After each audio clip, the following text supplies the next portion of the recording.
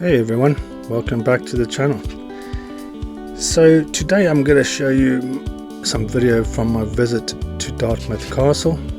Just happened to be the Dartmouth Royal Regatta weekend while I was visiting, which I was hoping to go and see and take some pictures of, but unfortunately parking was a complete nonsense, and therefore I had to actually end up parking at Dartmouth Castle.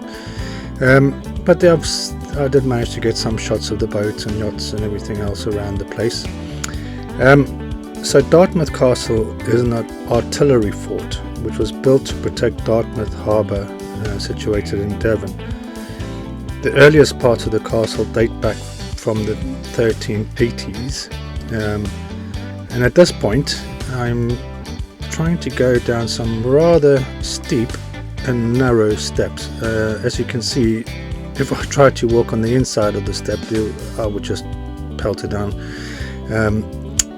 So it's not like I'm just learning to walk at this stage. I have a massive backpack on, I have two cameras dangling from my neck, and I'm in my motorcycle gear, and literally my shoulders were touching the walls on either side. So yeah, it was a bit tricky getting down these things.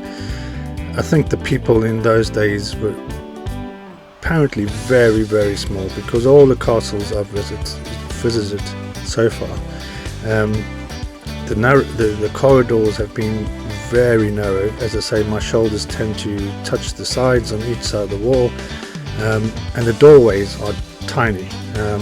But you know, I'm 6 foot and having to duck every time I enter a room or walk down a corridor. So yeah, it seems like people in those days were a lot shorter than we are now.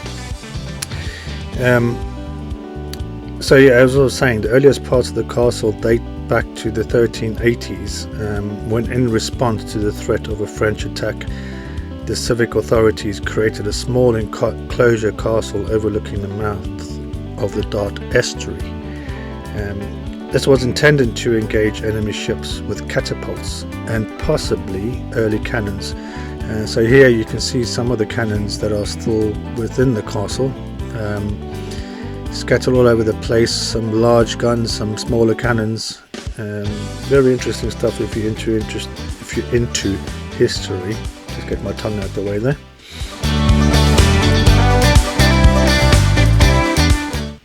The castle also incorporated the local chapel of St. Petrock. I hope I'm saying that right, which you will see in just a second here. This is St. Petrock Chapel. At the end of the 15th century, the castle was expanded with an artillery tower and an iron chain which could be stretched across the harbour to a tower at Dartmouth.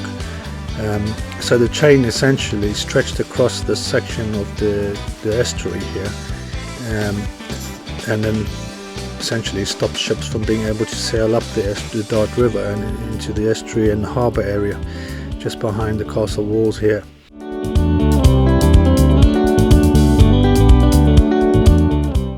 So this chain actually formed the oldest known purpose-built coast artillery fort in Britain.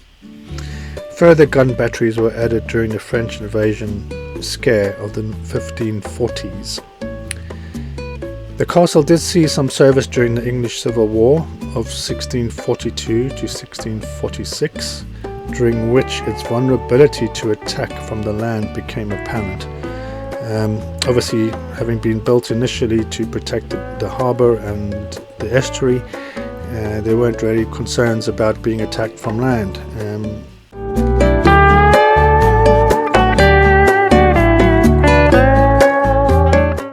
So once the vulnerability to attack from the land became apparent, it resulted in the Gallant's Bower defensive work above it being used to provide additional protection. In 1748, a new gun position called the Grand Battery was added to the castle, equipped with 12 guns. After years of neglect in the early 19th century, the castle was upgraded in 1859 with modern artillery, but defending the port of Dartmouth was no longer a military priority. By the early years of the 20th century, the castle was considered redundant by the authorities, who opened it to visitors.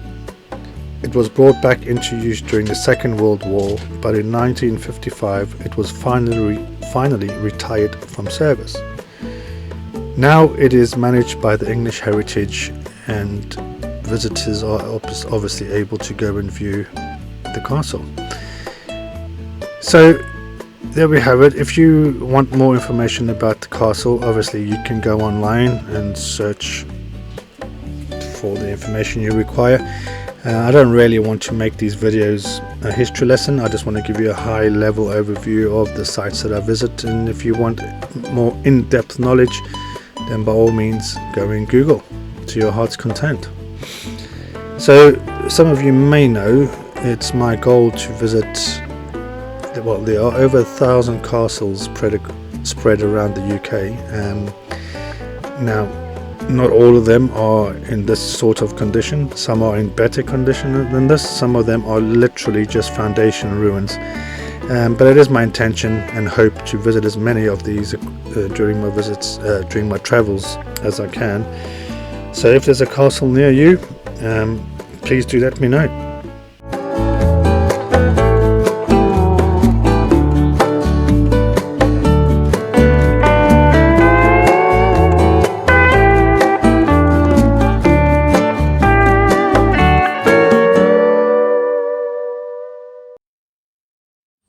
So just a quick reminder, folks, if you haven't already subscribed to the channel, please do so.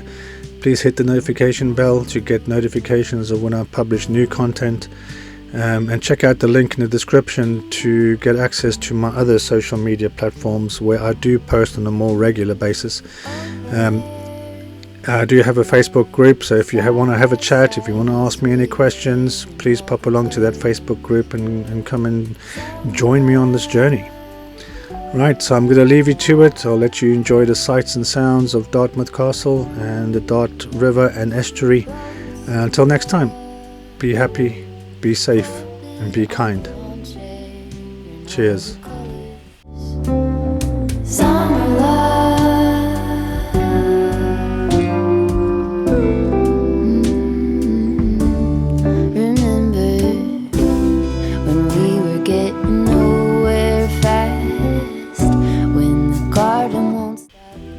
So to illustrate just how short the doorways are, I'm holding the camera at eye level at this point. So if I were to walk forward, I would literally smack my face against the wall above the doorway.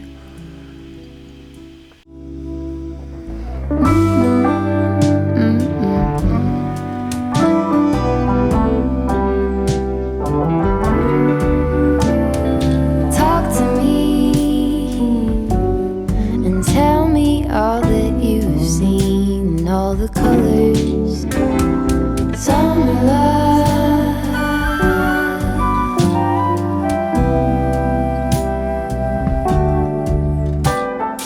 memories washed in every shade of green, and all the colors, summer love.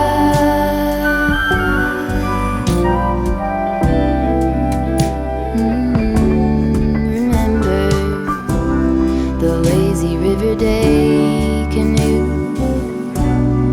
bathing in the turquoise blue, losing track of time with you. Another peach pie sunset view, sleeping in the afternoon. No place to be and nothing to prove.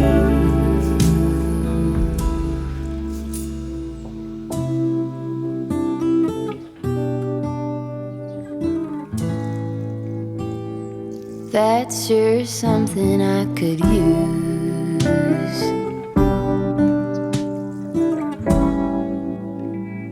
A cure for the air conditioned